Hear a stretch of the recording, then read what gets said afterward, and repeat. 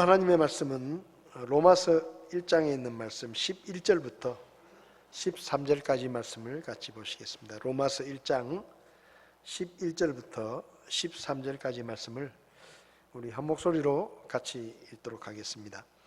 내가 너희를 간절히 보고자 함은 내가 너희에게 어떤 영적 선물을 나누어 주어 너희를 굳게 세우고자 함이니 이것은 곧 너희와 나 사이에 공통된 믿음으로 말미암아 내가 너희와 함께 위로를 받고자 함이라. 형제들아, 이제 나는 너희가 이것을 모르기를 원치 아니하노니 곧 내가 너희 가운데서도 다른 이방인들 가운데서처럼 어떤 열매를 얻기 위해 여러 번 너희에게 가고자 하였으나 이제껏 막혔도다. 아멘. 잠시 기도하겠습니다. 하나님 아버지, 우리가 하나님의 말씀을 읽고 주의 말씀을 나눌 때 성령께서 우리에게 친히 말씀하시며 우리가 이 말씀의 교훈을 따라 순종함으로 하나님 앞에 쓰임받는 믿음의 삶을 살 수 있도록 도와주시옵소서. 날씨가 많이 덥습니다. 우리 교회 식구들 한 사람 한 사람 지켜주시고 가정을 붙들어 주시며 또 사업하시는 분들, 일하는 직장을 하나님께서 복 주셔서 여러 가지로 어렵지만은 그 가운데서도 하나님의 도우심으로 우리의 삶이 더 풍성해지게 주께서 도와주시옵소서. 이 시간 말씀 가운데 주님께서 친히 말씀해 주시기 원하며 예수님의 이름으로 기도했습니다. 아멘. 자리에 앉으시겠습니다. 지난번 수요일에 저희가 그 교제의 목적에 대해서 말씀을 나누었는데 조금 덜한 부분이 있어서 오늘 다시 한번 교제의 목적을 알고 교제하라라는 제목으로 말씀을 드리려고 합니다. 그리스도인들은 교제가 굉장히 중요합니다. 성도들이 모여서 함께 교제하는 것이 초대교회 사역에서도 굉장히 중요한 사역이었고 또 지금 현대교회에서도 이 성도들의 교제가 굉장히 중요하고 또 교제를 통해서 우리가 새로운 힘을 얻고 격려를 받는 것을 보게 됩니다. 이 교회 안에 있는 교제는 좀 세상의 교제와는 좀 다릅니다. 세상 사람들은 만나면 그냥 세상 돌아가는 이야기하고 뭐 정치를 이야기하거나 뭐 또 부동산을 이야기하고 어쨌든 믿지 않는 사람들끼리 모이면 제일 많이 관심이 있는 것이 돈입니다. 돈. 누가 돈을 벌었다더라, 주식이 어떻다더라, 또 부동산이 어떻다더라, 이런 이야기들을 사실 세상 사람들이 만나면 그런 교제를 합니다. 또 나이가 좀 이렇게 연배가 비슷하면 또 아이들을 키우는 엄마들은 애들이 키우는 얘기를 하죠. 뭐 애들을 어떻게 키우고 애가 뭐 유치원에 갔다든지 아니면 또 수험생을 둔 그런 부모들은 또 대학 입시에 대해서 또 이야기를 하기도 하고 이런 그 교제들을 많이 하는데 이 교회 안에 성도 간의 교제는 좀 다릅니다. 근데 어떤 분들은 교회 와가지고 성도들끼리 교제할 때도 세상적인 교제하는 것처럼 뭐 부동산 얘기하고 뭐 투자한다든지 이런 이야기를 하고 또 뭐 자녀들 이야기하고 물론 그런 얘기를 할 수도 있지만 특별히 교회 안에서 성도들끼리 모여서 교제할 때는 교제의 목적을 알고 우리가 교제를 해야 되는 것이죠.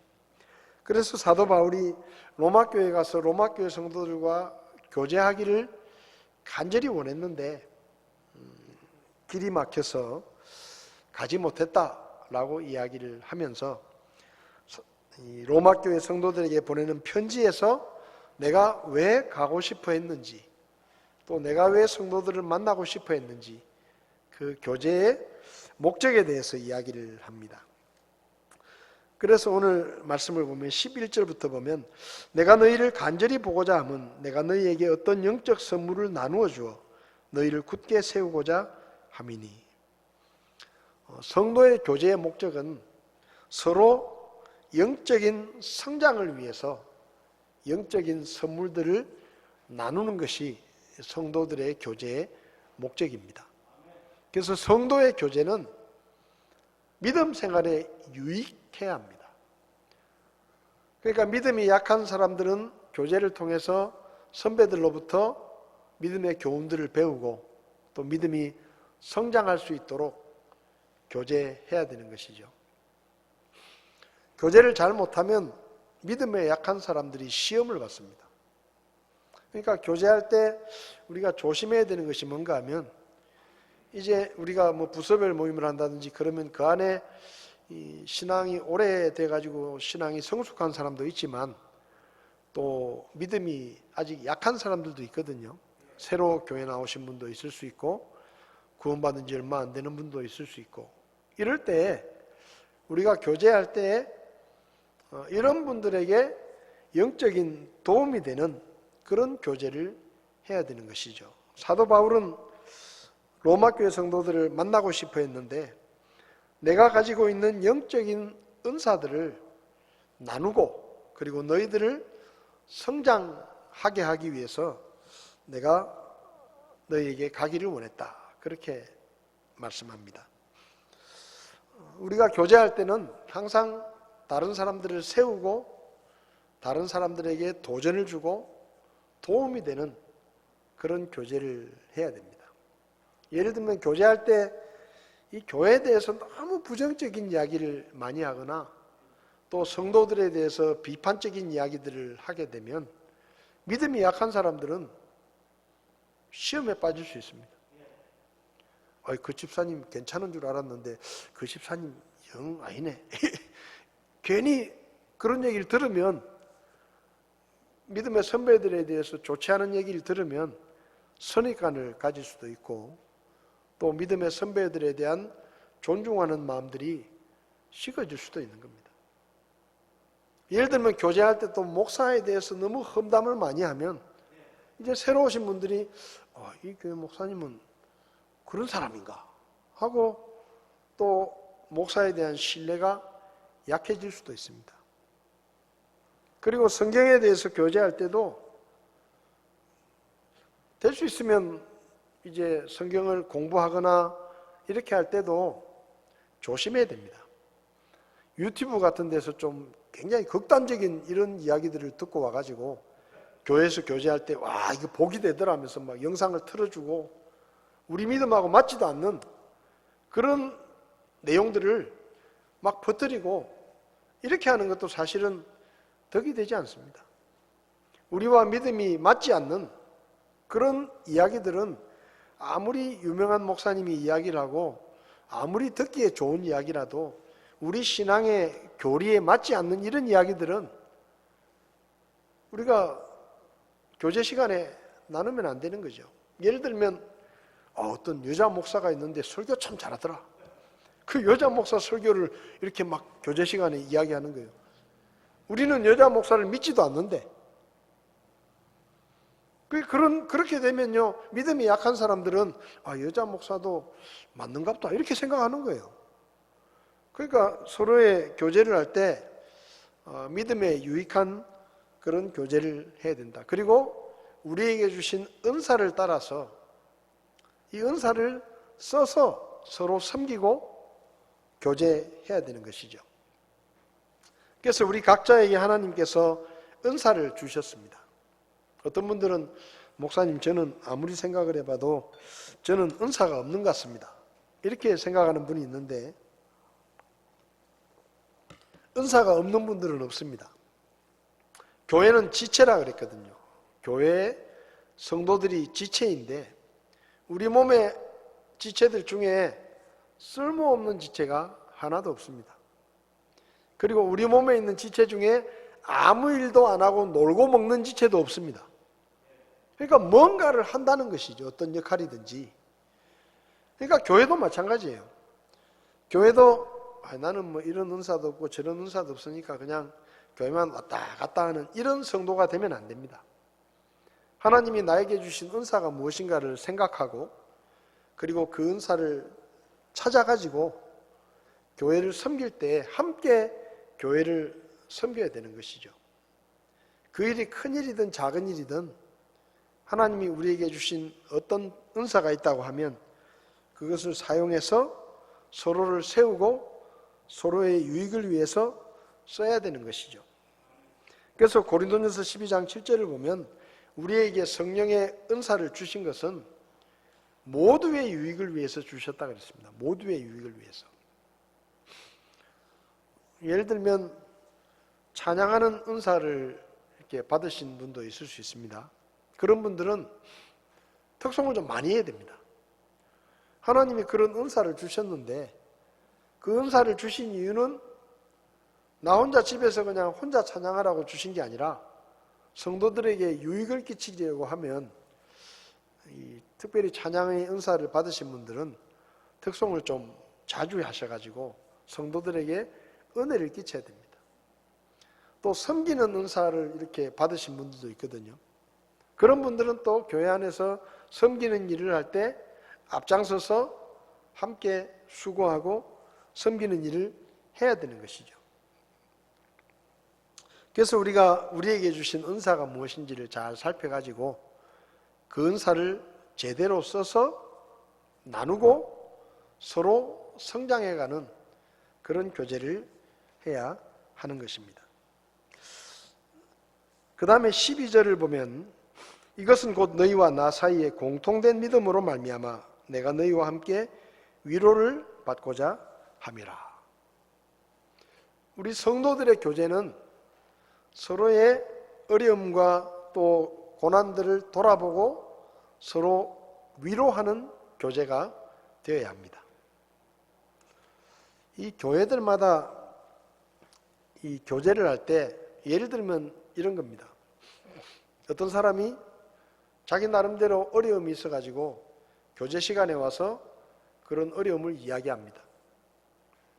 근데 그걸 한참 듣고 있다가 어떤 분이 야, 뭐 그런 거 가지고 힘들어하냐? 나는 더 어렵다. 그렇게 이야기를 하면 안 돼요. 어떤 사람이 그게 비록 내 눈에는 작은 일이라도 그걸 힘들어하고 있으면은 아, 힘들겠다. 참 어렵겠다. 그래도 믿음으로 잘 견뎌야 안 되겠나? 우리가 하나님의 말씀에 보면 이런 말씀이 있는데 이 말씀을 붙들고 우리가 좀 더 견뎌보자. 뭐 이렇게 좀 격려를 하고 위로를 해야 되는데 뭐 아직도 그런 거 가지고 헤매고 있냐? 응?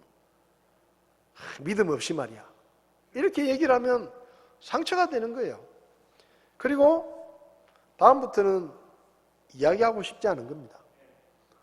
내 나름대로는 어려워가지고 이야기를 했는데 받아들이는 사람들이 그냥 톡 쏘아붙이고 뭐 그런 거 가지고 별것도 아닌 거 가지고 그렇게 호들갑을 떠냐고 이렇게 얘기를 하면 그 다음부터는 별로 이야기하고 싶지 않죠.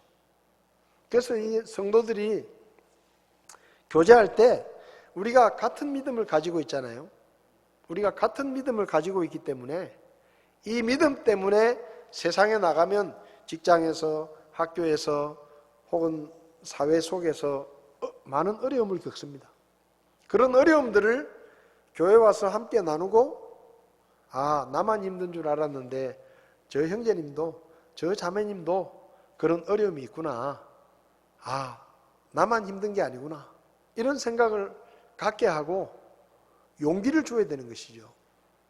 그래서 서로 위로해야 되는 거예요. 사도 바울이 말하지 않습니까? 공통된 믿음이 있다 너희와 나 사이에는. 그러면 그 공통된 믿음이 뭡니까? 그 예수님을 믿는 믿음 때문에 로마 교회 성도들도 핍박을 받고 사도 바울도 고생을 하는 거예요. 그러면 고생한 사람들끼리 만나가지고 서로 이야기하는 겁니다. 내가 믿음 때문에 참 이런 어려움을 당했는데 하나님께 기도했더니 하나님께서 내 기도를 들어주시고 나를 도와주셨다. 그 형제님도 지금 어렵지만 믿음으로 하나님 앞에 기도해 보세요. 그러면 하나님께서 힘을 주시고 용기를 주실 겁니다. 우리 같이 기도합시다. 이렇게 뭔가 서로 위로하고 격려가 돼야 되는 겁니다. 전에도 말씀드렸지만 교회는 어떤 의미에서는 병원입니다. 병원. 세상에 나가서 상처받고 다치고 해가지고 교회 와가지고 말씀으로 치유받고 성도들과의 교제를 통해서 세임을 얻고 그리고 세상으로 다시 나가야 되는데 세상에서 실컷 힘들게 어려움 가운데 믿음 생활을 하다가 교회 왔는데 교회 와서도 치유를 받지 못하면 어디 가서 치유를 받겠습니까?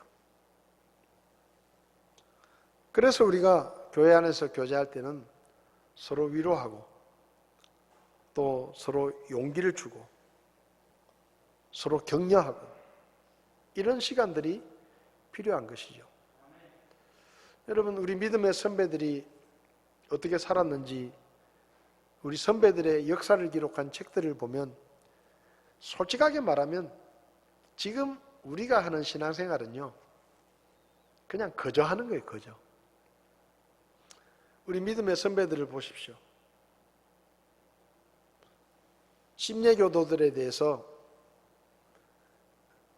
종교의 암흑기라고 하는 시대에 5천만 명의 침례교도가 순교했다. 그런 기록이 있습니다. 그러니까 교회 역사를 보면 예수님께서 교회를 세우시고 그 교회가 이제 여러 가지 핍박과 고난을 겪다가 로마의 콘스탄틴 황제가 이제 이 콘스탄틴 황제는 쉽게 말하면 정통 황제가 아닙니다. 정통성을 이어받은 황제가 아니고 어떻게 보면 반란을 일으켜가지고 황제 같아요. 그러니까 당시에 로마가 4구역으로 나누어져 있었는데 그 4지역 중에 로마가 워낙 크니까요.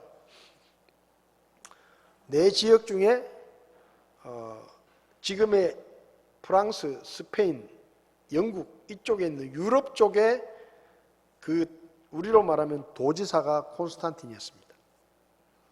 근데 이 콘스탄틴이 점점점 세력을 넓혀가지고 이제 쉽게 말하면 반란을 일으켜가지고 로마 전역을 정복하고 황제가 됩니다.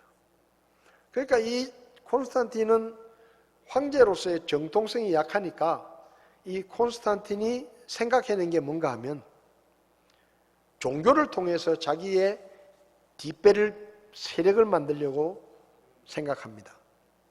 그래서 콘스탄틴이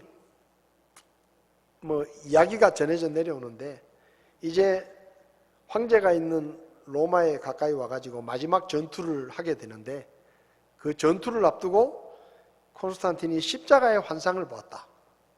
그래가지고 그 십자가의 환상을 보고 내가 이 전쟁에서 승리하게 되면 지금까지 교회가 핍박을 받았는데 내가 그 교회를 자유를 주고 그 교회들에게 쉽게 말하면 지원을 하겠다. 그런 생각을 합니다. 그래가지고 결국 마지막 전투에서 이겨가지고 황제가 돼요. 그래가지고 이 콘스탄틴이 이제 그동안 핍박받고 고난을 받던 교회들을 이제 쉽게 말하면 자유하게 합니다. 그래가지고 이제 콘스탄틴이 그 목사들을 모읍니다. 목사들을 모았는데 그 역사 기록을 보면 재밌어요. 재밌다고 해야 될까? 목사들을 모았는데 어떤 목사는 다리가 하나 없고 어떤 목사는 팔이 없고 어떤 목사는 눈이 하나 없고 이렇게 거의 목사님들이 거의 불구자들이 돼서 오는 거예요. 왜냐하면 워낙 핍박을 많이 받아가지고 너무너무 고생을 한 거예요. 그래서 황제가 그 목사님들을 모아놓고 이렇게 말을 합니다. 앞으로 내가 교회를 핍박하지 않을 테니까 당신들도 내 편이 돼달라. 황제 편이 돼달라. 그렇게 제안을 해요. 근데 거기 모인 목사들 중에 3분의 2 정도는 이제 워낙 고생을 해놓으니까 황제가 신앙의 자유도 주고 정부에서 지원도 해주고 이렇게 한다니까 그리고 목사들을 특별히 대접을 하겠다. 그러니까 그 얘기에 혹해가지고 3분의 2 정도는 박수를 치면서 찬성을 합니다. 근데 3분의 1은 반대를 해요. 왜 반대를 하는가 하면 교회는 주님의 교회인데 주님의 교회가 어떻게 황제의 교회가 되겠느냐. 응? 우리는 황제의 교회가 되기를 거절한다 하고 3분의 1 정도는 거부를 합니다. 그래서 그 종교회의가 끝나고 나서 황제의 의견에 찬성했던 3분의 2 목사들이 소위 말하면 무슨 협의체 같은 걸 만드는데 그게 바로 가톨릭의 출발입니다. 가톨릭 교회가 시작되는 거죠. 그래서 가톨릭 교회가 시작이 되고 교황을 선출합니다. 그래서 세계 역사를 보면 교황과 황제가 라이벌이에요. 그래서 교황이 힘이 있을 때는 황제가 교황한테 가서 허가를 받고 황제가 되고, 황제가 힘이 있을 때는 교황을 자기 마음대로 갈아치우기도 하고 좌지우지해 가지고 교회를 자기 마음대로 합니다. 그래서 이 중세 역사를 보면 이 교황과 황제의 라이벌이 계속 힘이 이쪽으로 갔다가 저쪽으로 갔다가 그렇게 돼요. 그러면서 교회가 생각해 보세요. 지금까지 막 고난을 받고 핍박을 받고 그렇게 살았는데 황제가 귀족 대우를 해주고 예배당 짓는다 그러면 황제가 돈을 대주고 이렇게 하니까 교회가 이제 점점점 타락하는 거예요. 그리고 교황을 만들고 교황에 대한 여러 가지 잘못된 교리들을 만들어내죠. 교황은 죄가 없다. 뭐 이런 교리도 만들어내고. 그래서 가톨릭이 그렇게 타락한 교회의 길을 갑니다. 그러면 반대했던 3분의 1은 뭐냐? 반대했던 3분의 1은 믿음을 지킨 교회들이에요. 근데 가톨릭이 정치 권력과 손을 잡으니까 나머지 3분의 1을 좋지 않게 보는 겁니다. 왜냐하면 나머지 3분의 1이 하는 일이 뭐냐? 황제를 비판하고 황제와 짝짝꿍이 된 교회를 비판하는 거예요. 그래서 어떻게 되느냐? 이 가톨릭 그리고 로마 황제가 이렇게 자기들을 반대하고 비판하는 사람들을 이단이라고 낙인을 찍어가지고 종교 재판을 하고 심지어는 가서 죽이기도 하고 이렇게 핍박을 합니다. 그렇게 핍박을 받은 사람들이 우리 믿음의 선배들이에요. 그래서 그분들이 계속 핍박을 받고 고난을 당하고 순교하고 이런 일들이 많이 있었는데 침례교 역사학자들은 5천만 명 정도가 그 중세 가톨릭이 주도했던 그 시대에 종교개혁 때까지 5천만 명이 넘는 침례교도들이 순교했다. 그렇게 기록합니다. 그러니까 그렇게 다 핍박을 받고 고통을 당하니까 성도들끼리 예배만 모이면 감격이 있는 거예요. 정말로 지난주에 같이 만났는데 그 형제가 붙잡혀 가가지고 죽었다더라. 그런 얘기를 나누면서 서로 격려하고 서로 위로해주고 기도해주고 그렇게 된 겁니다. 근데 오늘날은 교회가 너무 편해서 그런지 교회 와서 성도들끼리 만나도 대면대면하고 막 반가워하고 정말로 기뻐하고 그런 마음들이 좀 약한 것 같아요. 그래서 성도의 교제를 통해 우리가 서로의 어려움을 알아주고 믿음 때문에 핍박을 당하고 어려움을 겪는 그런 사람들을 위로해주고 또 기도해주고 예수 믿는 것 때문에 직장에서 힘들면 그것도 기도해주고 위로해주고 힘을 내라. 또 사업하는데 예수 믿는 것 때문에 믿지 않는 사람들과 거래하는 것 때문에 손해를 볼 때도 있고 불이익을 당할 때도 있잖아요. 그럴 때도 또 격려해주고 세워주고 그런 일들이 교제를 통해서 이루어져야 하는 것이죠. 그 다음에 이제 13절을 보면 사도 바울이 이렇게 말합니다. 형제들아 이제 나는 너희가 이것을 모르기를 원치 아니하노니 곧 내가 너희 가운데서도 다른 이방인들 가운데서처럼 어떤 열매를 얻기 위해 여러 번 너희에게 가고자 했으나 이제껏 막혔도다. 사도 바울은 세 번째로 로마 교회 성도들을 만나고 싶어한 교제의 목적에 대해서 이야기를 하는데 사도 바울은 로마 교회 성도들과 함께 협력해서 주님의 사역을 이루기를 원했습니다. 오늘 여기 13절을 보면 이제 나는 너희가 이것을 모르기를 원치 않는다. 그러니까 이 말은 솔직하게 이야기한다 이 말이에요. 솔직하게 이야기한다. 내가 솔직하게 로마 교회에 가고 싶은 이유를 이야기하는데, 너희 가운데서도 다른 이방인들 가운데서처럼 어떤 열매를 얻기 원했다. 이렇게 말합니다. 여기 어떤 열매가 뭐냐 하는 데 대해서 여러 가지 의견이 있는데, 저는 개인적으로 여기 말하는 어떤 열매가 로마 교회 성도들로부터 선교 헌금을 받기 원했다. 그렇게 저는 이해를 합니다. 왜냐하면 이게 사도 바울이 지금 내가 솔직하게 이야기를 한다 이러잖아요. 솔직하게 이야기를 한다. 이 말은 뭐죠? 좀 이야기하기가 부담스럽다 이 말입니다. 그죠? 우리가 뭐 어떤 사람을 만나가지고 이야기를 할 때 내가 솔직하게 이야기한다라고 말하면 그냥 좀 부담이 되지만, 그죠? 누군가 이 얘기를 하는 게 부담이 되지만 그래도 내가 하는 게 맞겠다 싶어서 한다는 이야기잖아요. 근데 예를 들면 어떤 분들은 이게 뭐 전도의 열매가 맺히기를 원한다, 로마에서도 영혼이 구원받기 원한다, 그건 솔직하게 말할 필요가 없는 거예요. 그렇잖아요. 그냥 이야기할 수 있는 거예요. 그거는 내가 로마에서 영혼을 인도하기 원한다, 내가 전도하기 원한다, 그거는 뭐 솔직하게 이야기할 필요가 없는 거예요. 근데 사도 바울이 좀 뜸을 들이면서 너희가 이것을 모르기를 원치 않는다라는 말은 뭔가 사도 바울이 로마 교회 성도들한테 이야기하기는 좀 부담스러운 이야기지만 그래도 할 수밖에 없는 이야기다 이 말입니다. 그래서 여기 다른 이방인 가운데서처럼 어떤 열매를 얻기 원한다.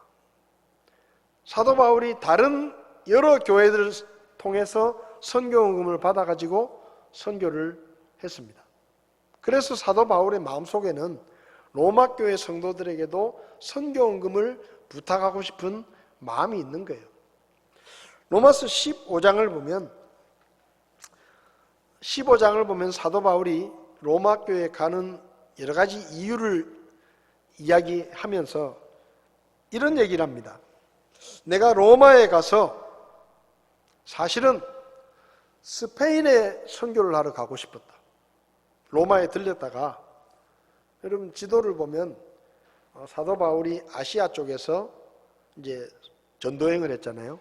1차 전도행은 주로 터키 지역에서 했고 2차, 3차 전도행은 터키에서 배를 타고 건너가 가지고 지금의 마케도니아 지방과 지금의 그리스 지역을 돌았습니다. 그리고 이제 사도 바울이 로마로 죄수의 몸으로 끌려가는 게 이제 로마에 가는 거죠. 그러니까 로마는 사도 바울이 유럽으로 가는데 로마를 넘어가면 거기 프랑스, 스페인, 영국이 있는 거죠. 근데 사도 바울은 거기까지 전도하고 싶은 거예요. 그 당시에는 거기도 다 로마였으니까. 그래서 스페인에도 가서 내가 복음을 전하고 싶은데, 그래서 로마서 15장 24절을 보면 언제든지 내가 스페인으로 여행을 하게 되면 너희에게 가고자 한다. 그러니까 무슨 말인가 하면 로마 교회에 가가지고 로마 교회 성도들에게 선교헌금을 부탁하고 선교 후원을 받아가지고 스페인으로 가서 복음을 전하고 싶은 게 사도 바울의 마음이에요. 그래서 로마 교회 성도들에게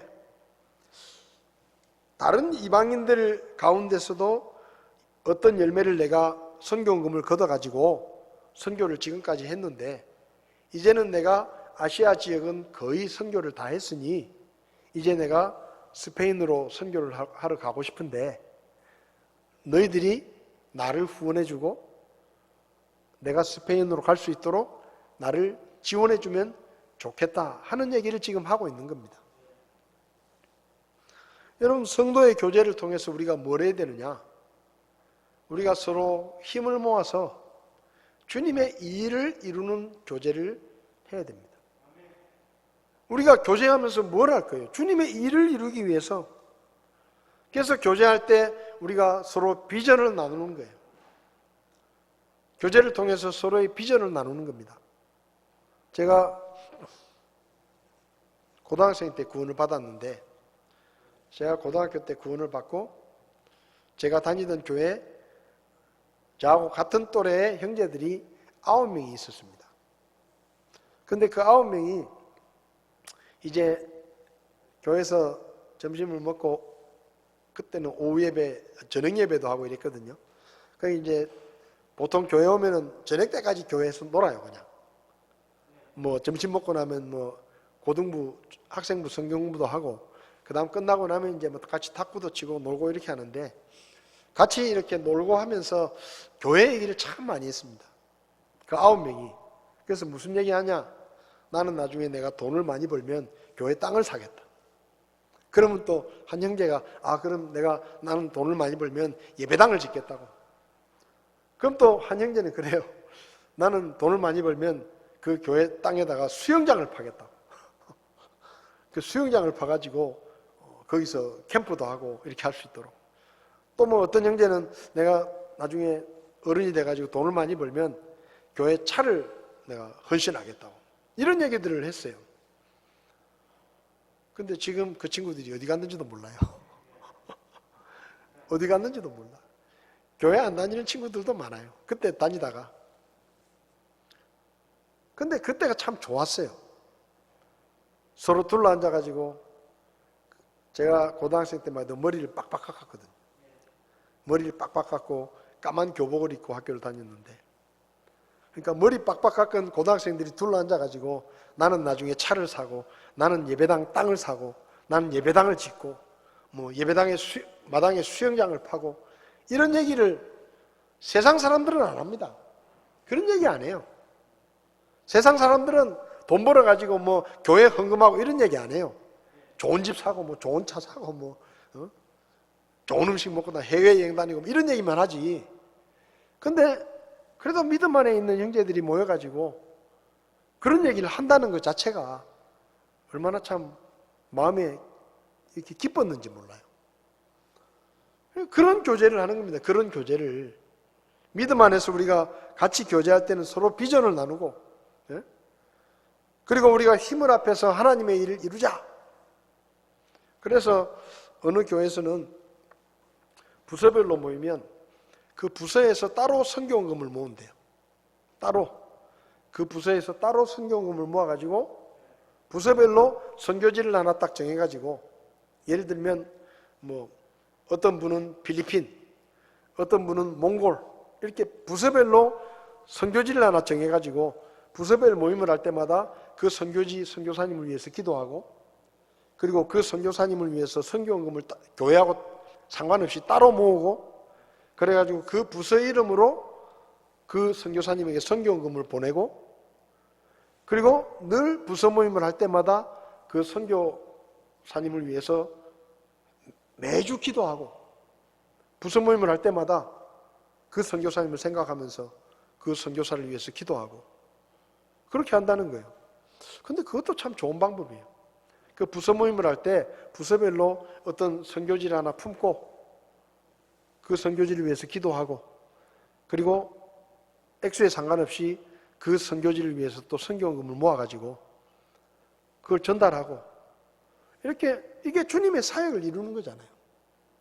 주님의 사역을 이루는 겁니다. 이런 사역을 이루는, 협력해서 사역을 이루는 이런 교제를 우리가 해야 되는 겁니다. 예를 들면 어떤 부서에서, 요즘은 저희가 주일학교를 지금 못하고 있지만, 예를 들면 이번 주일날 우리 주일학교 간식을 우리가 한번 하자, 우리가 한번 섬기자, 뭐 그럴 수도 있잖아요. 그죠? 그럴 수도 있잖아요. 그래가지고 뭐 햄버거를 하나씩 사다가 주일학교 애들 하나씩 주면서 어른들이 그렇게 하면 또 아이들이 얼마나 기쁘겠습니까? 그죠? 또 학생부 아이들 우리가 이제 점심이라도 한번 사주자, 뭐 이런 얘기도 할 수 있는 거예요. 그래서 그런 교제를 통해서 뭡니까? 서로를 세우고 교회를 세워나가는 거죠. 아니면 뭐 교회 뭐가 필요하다 그러면 우리 부서가 헌금해가지고 교회 그 필요한데 그걸 좀, 예를 들면 복사기가 필요한데 우리 부서에서 헌금을 해가지고 그걸 모아가지고 나중에 교회 복사기를 사자, 뭐 이런 것도 하나의 사역을 위한 교제란 말이죠. 그러니까 이런 교제를 통해서 함께 협력을 해서 주님의 일을 이루도록 우리가 교제를 해야 되는 겁니다.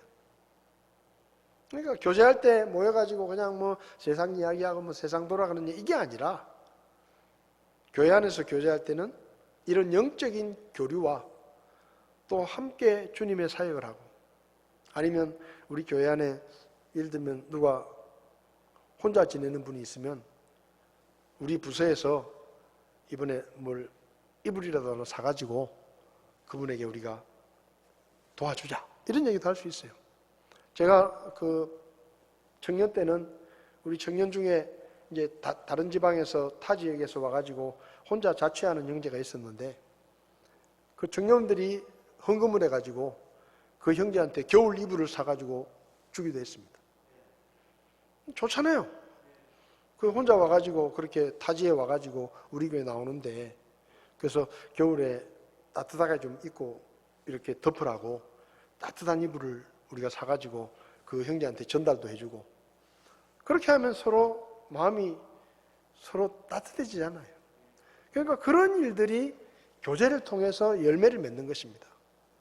그래서 우리가 교제할 때, 교회 안에서 교제할 때는 아까 말씀드렸지만 서로가 성장할 수 있도록 유익이 되는 교제를 해야 된다. 그래서 교제할 때마다 내가 하는 말이, 내가 하는 행동이 다른 형제 자매들에게, 다른 부서원들에게 도움이 되나 하는 생각을 하면서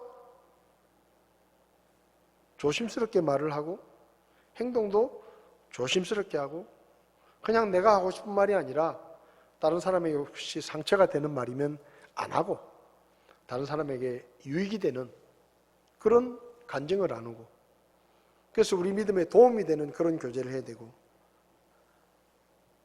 그리고 서로 위로하고. 여러분, 지금 우리가 이 시대 속에서 교회가 많이 있지만 그 많은 교회들 중에 우리는 굉장히 소수입니다. 또 많은 교회들과 우리 믿음이 좀 달라요.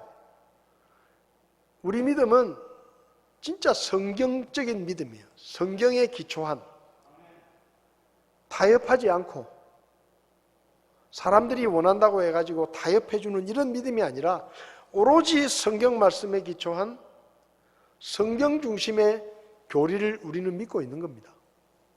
그래서 다른 교회들하고 많이 달라요. 예를 들면 우리는 예배 때 사도신경을 하지 않습니다. 대부분의 교회들은 해요. 그럼 왜 안 하느냐? 그 사도신경은 성경이 없어요. 성경이 없고, 그리고 예배 때마다 그 사도신경을 가지고 믿음을 고백하는 것이 우리 믿음하고 안 맞는 것도 많기 때문에 우리는 안 하는 겁니다. 그 사도신경의 출발점이 가톨릭이에요. 우리는 또 예배 때 주기도문을 안 합니다. 왜 주기도문을 안 하느냐? 주님께서 주님의 기도를 가르치신 것은 이런 내용과 이런 형식으로 기도하라는 것이지, 그 기도를 그대로 주문 외우듯이 외워가지고 예배 때마다 반복해서 기도하라고 가르치신 게 아니거든요.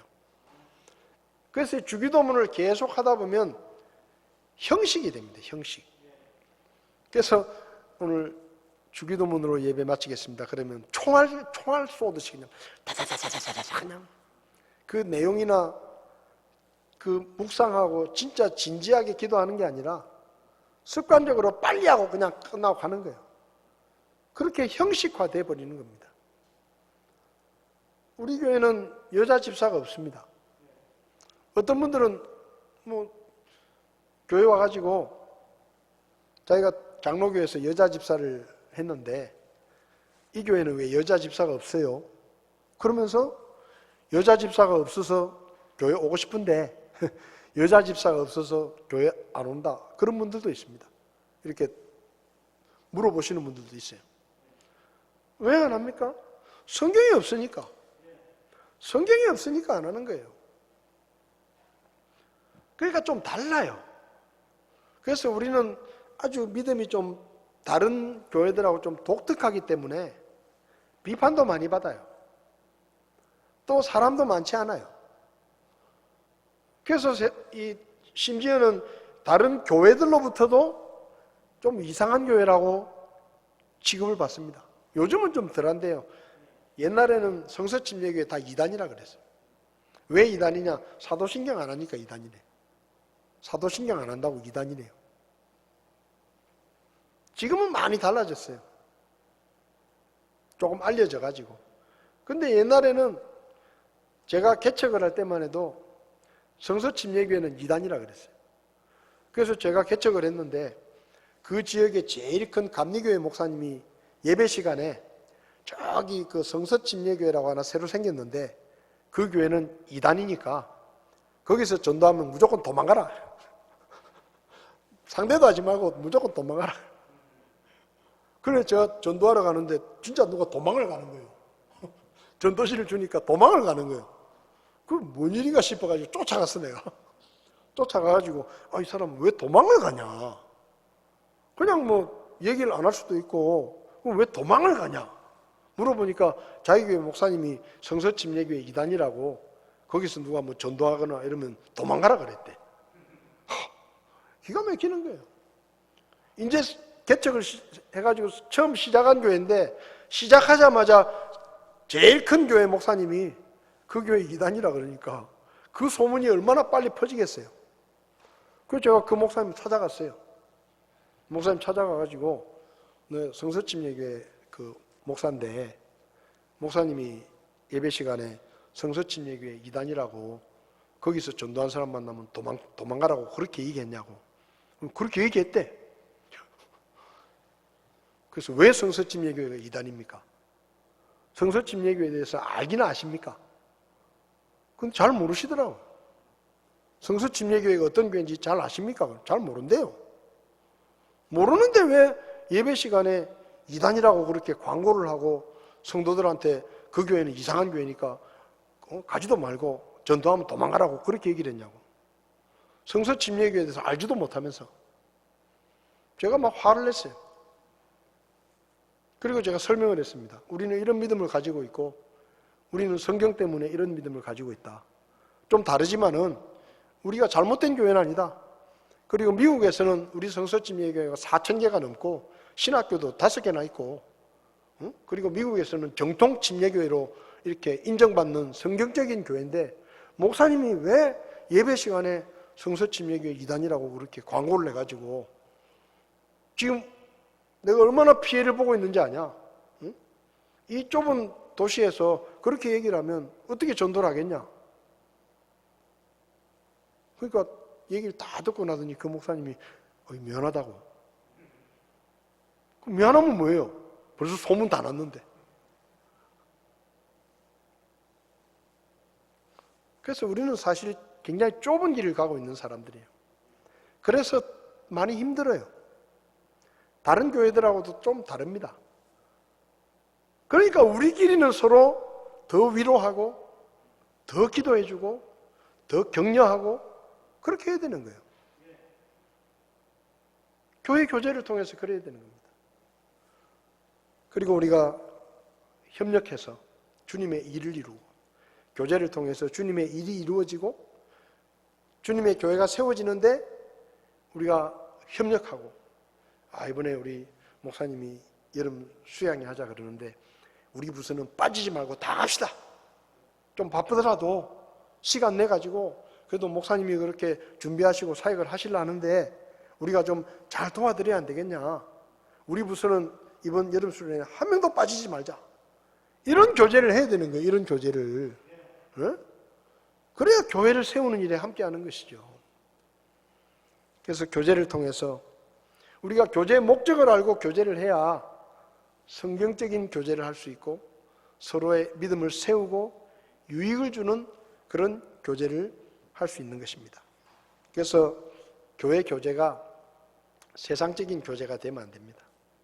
될 수 있으면 교회 와서는 세상 이야기보다 하나님 이야기를 더 많이 하고 교회 이야기를 많이 하고 또 부정적인 이야기보다는 긍정적인 이야기를 많이 하고 서로 용기를 주고 서로 격려하는 이야기를 하고 그래서 교회 와서 교제하고 예배드리고 집으로 돌아갈 때는 뭔가 새 힘을 얻어가지고 내가 힘들었는데 역시 교회 오니까 내가 살맛이 난다. 그래서 새로운 용기를 얻어가지고 내가 이번 주간에도 믿음으로 살아야 되겠다. 그렇게 힘을 줄 수 있는 그런 교제가 교회에서 이루어질 때 우리가 서로 격려를 받고 또 그 교제를 통해서 새 힘을 얻게 되는 것이죠. 우리 교회 안에 그런 교제들이 회복되고 그런 교제들이 깊이 있는 교제들이 이루어져서 교제를 통해 서로의 믿음이 성장하는 주님의 뜻을 이루는 그런 교회가 될 수 있기를 바랍니다. 기도하시겠습니다. 하나님 아버지, 같은 믿음을 가지고 주님의 교회를 섬기는 귀한 집사님들과 형제 자매들을 우리에게 허락해 주심을 감사합니다. 아버지 하나님, 우리 교회가 주님이 기뻐하시는 교제가 있는 교회가 되기를 원합니다. 교제를 통해 서로 영적인 선물들을 써서 섬기며 서로 믿음을 성장할 수 있도록 도와주는 그런 유익한 교제가 이루어지게 하시고, 교제를 통해 낙심한 영혼들이 새 힘을 얻고 그리고 용기를 얻어서 다시 세상에 나가 승리하는 믿음의 삶을 살 수 있게 하는 그런 교제가 있게 하시고, 교제를 통해 우리가 서로 협력해서 하나님의 뜻을 이루며 주님의 일을 이루며 주님의 교회를 더 아름답게 세워가는 일에 우리의 교제가 쓰임받을 수 있도록 도와주시옵소서. 우리 교회 안에 혹 외로운 사람이 있으면 우리가 서로 관심을 가지고 격려하게 하시고 돌아보게 하시고 서로 격려하며 주님 오실 때까지 서로 붙들어주며 믿음의 교제를 통해 하나님께 영광을 돌릴 수 있도록 도와주시옵소서. 우리에게 귀한 성도들을 허락해 주심을 감사드리며 예수님의 이름으로 기도했습니다. 아멘. 예배를 마치겠습니다.